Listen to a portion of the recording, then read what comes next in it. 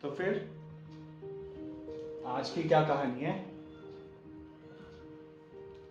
मुझे एक बात समझ नहीं आ रही कि आज वो उदास थी, तो मैंने उससे जाकर पूछा कि क्या बात है।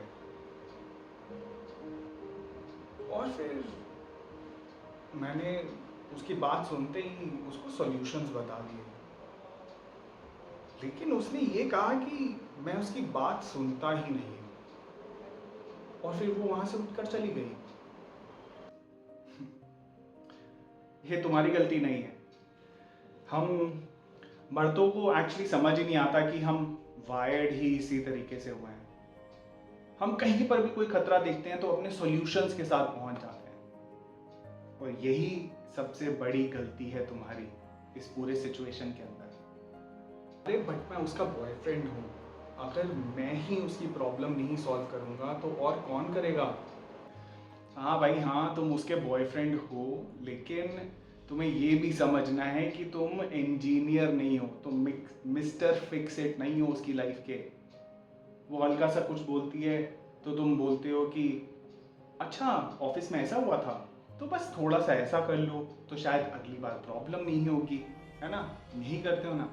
बस यही गलती है तुम्हारी। क्या तुम्हें लगता है कि तुम्हारी जो गर्लफ्रेंड है उसको सॉल्यूशन नहीं मालूम? दोस्त, उसको सॉल्यूशन मालूम है। वो सॉल्यूशन नहीं चाह रही है, वो सिर्फ ये चाहती है कि तुम उसके साथ बैठो, उसके साथ बात करो, उसको समझो। All she is asking for is your attention right now. मतलब अगली बार वो ऐसा करे तो उसके इमोशंस को समझना ज़्यादा ज़रूरी है।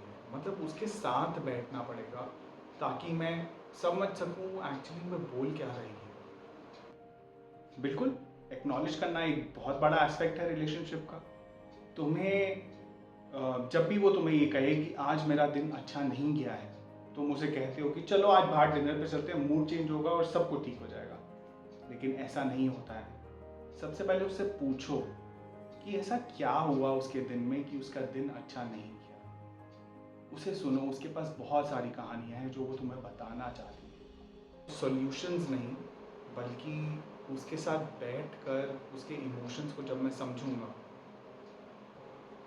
तब उसे जेन्युइनली लगेगा कि मैं उसकी बात सुन रहा हूँ।